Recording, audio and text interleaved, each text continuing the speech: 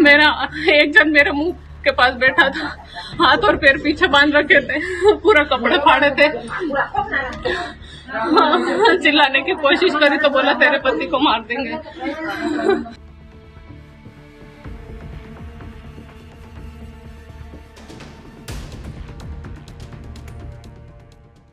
આ બંને વિડીયોમાં જે મહિલા દેખાય છે એ એક જ છે। હવે તમને એવું થશે કે આ રડતી મહિલા પોલીસ આગળ પોતાની આપવીતી કહી રહી છે, એ આરોપી કઈ રીતના હોઈ શકે? તો એ આરોપી જ છે। મધ્યપ્રદેશના ધારમાં એક ચોંકાવનારી ઘટના બની છે, જેમાં ગોદીખેડા ગામમાં સોમ મંગળવારની રાત્રે એક અજીબ ખેલ રમાયો। 29 વર્ષના દેવકૃષ્ણ પુરોહિત નામના એક યુવકનું મૃત્યુ થયું। તેના પત્ની પોલીસ આગળ રડતા રડતા કહે છે કે મારા ઘરમાં ચોરી થઈ ગઈ છે, ચોરી કરનાર જે આવ્યા હતા એને મને બંધક બનાવી અને પછી મારા પતિને મારી નાખ્યો।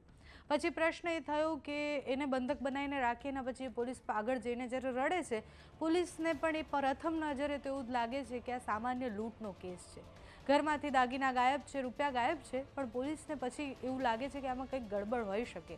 જો બંધક બનાવવામાં આવી તો પછી એ પત્નીને જીવતી કેવી રીતના રાખીને એની સાથે કેમ કશું ન કર્યું? પોલીસને શંકા જતા પોલીસે તપાસ હાથ ધરી। જેમ જેમ તપાસ આગળ વધી એમ એમ એક પરત જે હોય એ ખુલતી ગઈ અને પછી ખબર એવી પડી કે આખી સાजिश પાછળ એ પત્નીનો જ હાથ છે। અને એ પત્ની માત્ર એકલી નહીં, એની સાથે એનું પ્રેમી પણ ખરી। પત્નીનું નામ પ્રિયંકા છે અને પ્રિયંકા જ્યારે પોલીસ આગળ રડી રહી હતી ત્યારે એમને બહુ સિમ્પથી મળી। બહુ જ બધા લોકો એવું કહ્યું કે પત્ની માટે કેટલું ખોટું થયું કે એનો પતિ જતો રહ્યો એની સામે। એના પછી ધીરે ધીરે ખબર પડી કે પ્રેમી કમલેશ સાથે મળી અને બંને ભેગા થઈ અને 1 લાખ રૂપિયામાં એક વ્યક્તિને સોપારી આપી હતી। કુખ્યાત આરોપી સુરેન્દ્રને સોપારી આપવામાં આવી હતી। એડવાન્સના 50,000 રૂપિયા આપવામાં આવ્યા હતા। 7 એપ્રિલની રાત્રે આખી સાजिशને અંજામ આપવામાં આવ્યો।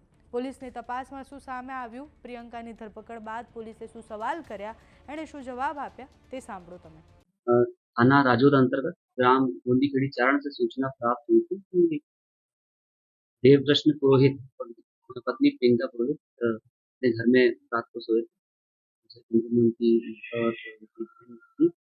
और अचानक रात में कुछ बदमाशों ने हमला किया और देवकृष्ण पर सर पर आधा हथियार से हमला किया और पत्नी को बंधक बनाकर दूसरे कमरे में छोड़ दिया और कीमती सामान लूट कर ले गए।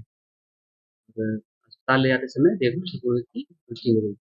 घटना की सूचना मिलते ही तत्काल पुलिस अधीक्षक एसटीओपी, डॉग स्क्वाड, साइबर की टीम, निकटतम थाने की सभी पुलिस टीमें थी। घटनास्थल पर पहुंची, घेराबंदी की गई और साक्ष्य संकलन किया गया और सभी साक्ष्यों का संकलन करने के बाद, विवेचना करने के बाद, जांच करने के बाद एक नाटकीय घटनाक्रम सामने आया। इसमें ये पता चला कि ये घटना ना होते हुए आपराधिक षड्यंत्र की घटना हुई और इसमें जो मृतक देवकृष्ण पुरोहित पत्नी ने अपने प्रेमी कमलेश पुरोहित के साथ मिलकर एक पूर्व नियोजित तरीके से इस पूरी घटना की प्लानिंग करी और जो हत्यारा है उसको 1 लाख रुपए में देवकृष्ण पुरोहित की हत्या करने की और वो रात्रि में की जानकारी में घटनास्थल पर आया और उसने धारदार हथियार से सोते हुए ही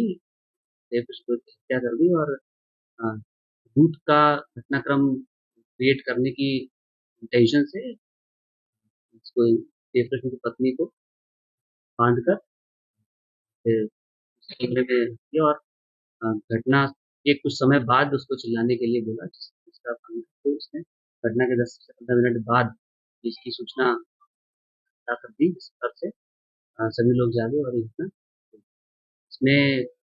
कुछ समय से देवकृष्ण पत्नी और आरोपी कमलेश का प्रेम प्रसंग चल रहा था। इसको लेकर आपस में ये बात हुई थी। इसमें कमलेश को अरेस्ट कर लिया गया है। साथ में जो लूट का छूटा था वो भी मृतक की पत्नी प्रियंका पुरोहित की निशानदेही पर उनके घर से ही बरामद कर। આજકાલ આવા અનેક કિસ્સાઓ બને છે જેમાં વ્યભિચાર અને અફેરને કારણે કોઈનો જીવ લઈ લેવામાં આવે છે। આવી ઘટનાઓ જ્યારે જોઈએ ત્યારે ખબર પડે કે એક આડો સંબંધ કે પછી એક ખોટો નિર્ણય એ કોઈના જીવનનો અંત પણ લાવી શકે છે। તમારું આ વિષય પર શું માનવું છે અમને કમેન્ટ્સમાં જણાવજો। અત્યારે આ વિડીયોમાં બસ આટલું જ। જો તમે અમને યુટ્યુબ પર જોઈ રહ્યા હોય તો સબસ્ક્રાઇબ કરજો, ફેસબુક પર જોઈ રહ્યા હોય તો ફોલો કરજો, અમારા વિડીયોને લાઇક અને શેર કરજો।